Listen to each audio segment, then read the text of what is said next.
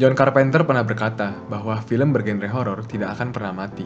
Genre ini hanya akan terus dibuat ulang dan akan terus seperti itu. Horor adalah bahasa yang universal. Kita semua punya ketakutan.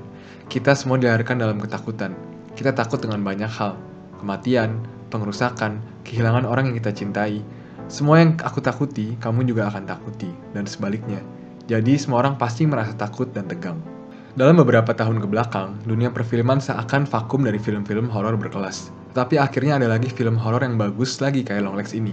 Bukan hanya sinematografinya yang begitu memukau, namun performa akting dari para aktris dan aktornya sungguhlah maksimal. Selama filmnya, gue akuin gue terus merasakan ketidaknyamanan dan kewaspadaan.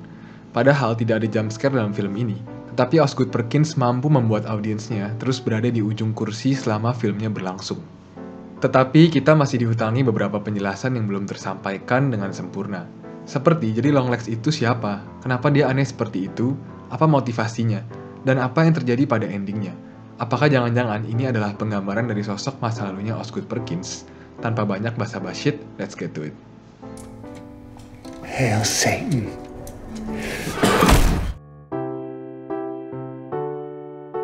Karakter Longlegs terinspirasi dari figur badut yang mengerikan, makanya dia seperti pakai bedak putih yang tebal, bibirnya yang berwarna dan muka yang berstruktur aneh. Namun siapakah dia sebenarnya? Apa yang menginspirasi karakter ini? Os Perkins sebagai direktur dan pembuat dari film ini memiliki ayah yang namanya Anthony Perkins. Dan Anthony Perkins ini sebenarnya adalah aktor yang dulu terkenal sebagai Norman Bates dalam karya Alfred Hitchcock yang berjudul Psycho. Sungguh terkenal pada masanya. Namun seiring perjalanan karirnya, Os mengetahui bahwa ayahnya itu menjadi gay, dan ayahnya pun akhirnya meninggal pada tahun 92 dikarenakan penyakit HIV/AIDS. Ibunya Os yang bernama Barry Berenson juga sudah meninggal pada tahun 2001 karena tragedi 9/11 terrorist attack di New York pada gedung WTC. Pada masa lalunya Os seakan penuh dengan luka yang mendalam yang membentuk dirinya hingga saat ini. Anehnya, ibunya Os tidak pernah menguak fakta apapun tentang kehomoseksualan dari suaminya tersebut ke anak-anaknya. Barry seperti ingin melindungi anak-anaknya dari fakta yang memalukan tentang ayahnya. Os juga mengatakan bahwa film Longlegs ini sungguhlah personal yang terinspirasi dari masa lalunya. Dari cerita kehidupan Os, walaupun dia tidak pernah menjelaskan secara eksplisit dari mana karakter Longlegs itu terinspirasi, seharusnya kalian sudah agak bisa menyimpulkan bahwa sebenarnya Longlegs itu adalah penggambaran sosok dari ayahnya. Barry Berenson, ibunya Os, bisa terlihat dari karakter Ruth Harker, ibunya Lee Harker pada filmnya, yang terus menutupi fakta mengerikan tentang kesepakatannya dengan iblis demi menyelamatkan anaknya. Secara metafora, Os seperti menggambarkan bahwa ayahnya terlena dengan iblis sampai hidupnya melenceng dan ibunya berusaha keras untuk menyelamatkan keluarganya. Namun segala kekurangan yang telah dialami oleh masa lalunya, Os mampu menuangkan hal itu ke dalam sebuah film horor yang dirancang begitu detail dan menyeluruh. Apakah kalian sadar selama filmnya berlangsung, sebenarnya kita dikasih lihat bayangan-bayangan dari sosok iblisnya tersebut. Seperti pada scene ini, lalu scene ini, dan juga scene ini, lalu juga scene ini, dan scene ini, dan juga scene ini. Inilah salah satu yang membuat film ini sungguh berseni. Osgood mampu menyajikan hint secara halus tanpa terkesan terlalu berlebihan. Lalu apakah kalian sadar bahwa Osgood sering mengambil angle yang lebar dengan aktris atau aktornya yang terletak di tengah-tengah dari lensa? Inilah salah satu teknik kehebatannya yang membuat berciri khas. Dan penonton pun terus merasa merinding dan bergidik tanpa henti.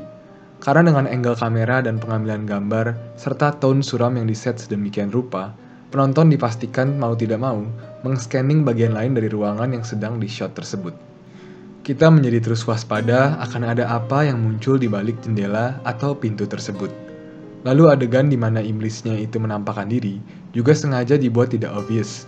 Karena itulah yang kita rasakan jika kita sedang berada di rumah kosong atau tempat-tempat yang mengerikan, bukan? Kita tidak tahu pasti ada sosok seperti apa di sudut yang mana. Melihat ke dalam filmnya, kita sempat diberi penjelasan bahwa pola yang Longlegs gunakan untuk menarget korbannya adalah dengan adanya anak perempuan dalam keluarga yang berulang tahun tanggal 14 di bulan apapun.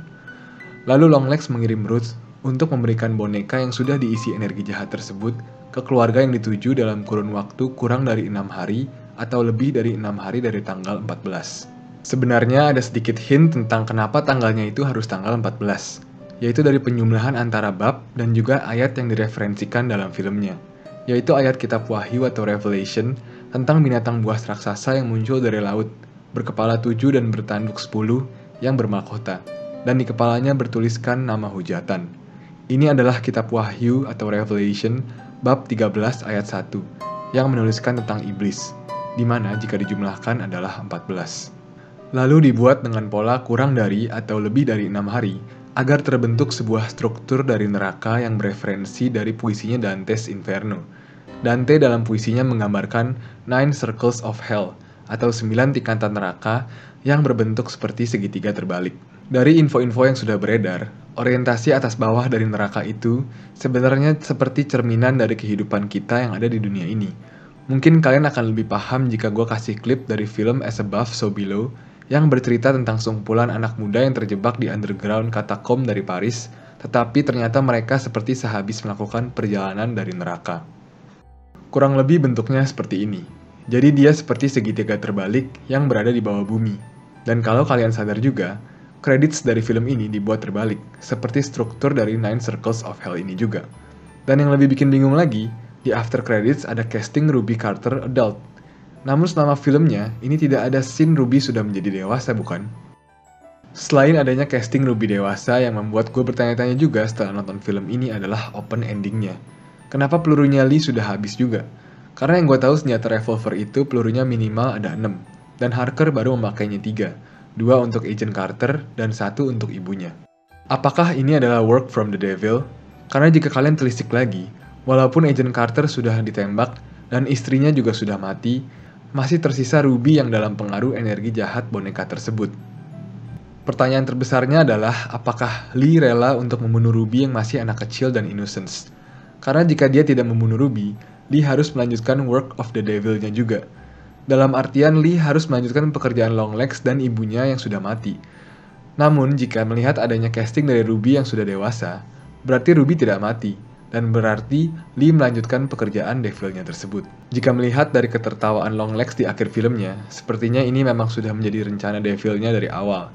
Dengan Lee yang diberikan kemampuan indigo untuk menemukan Longlegs, Devil-nya memang sudah berencana agar Lee, Harker, dan Ruby menjadi komplotan yang melanjutkan pekerjaan Devil-nya tersebut. Apalagi Lee juga pernah bilang bahwa ada kemungkinan juga bahwa komplotannya itu adalah seorang anak kecil, seperti pada scene ini. He has to have someone helping him. It has to be someone that the families felt comfortable letting into their house. Someone they know or have met before. Maybe a child or... Yang mana berarti kemungkinan besar kita akan diberikan sequel. Benang merahnya, film ini memang tidak sesuai harapan gue dari awal, karena gue sudah keburu berharap film ini akan menjadi seperti thriller serial killer macam Zodiac, Seven, atau Prisoners. Serial killer yang penuh dengan teka-teki tanpa kekuatan mistis. Tetapi harapan yang terlalu tinggi kalau jatuh akan sakit, dan bener aja, filmnya itu ya tentang iblis dan Satan, literally.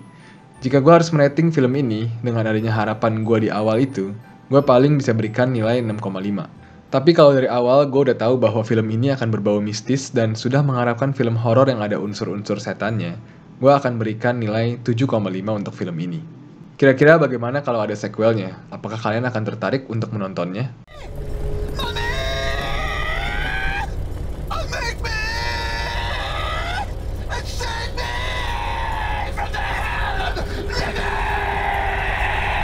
Jadi gimana sobat tanya-tanya? Please bantu subscribe Bang Sotoy untuk ngubah yang di belakang itu menjadi warna gold. Dan jika kalian ada request, silahkan komen di kolom komen di bawah. Dan kalau kalian mau merchandise, silahkan cek link di deskripsi. Salam tanda tanya. Hail Satan.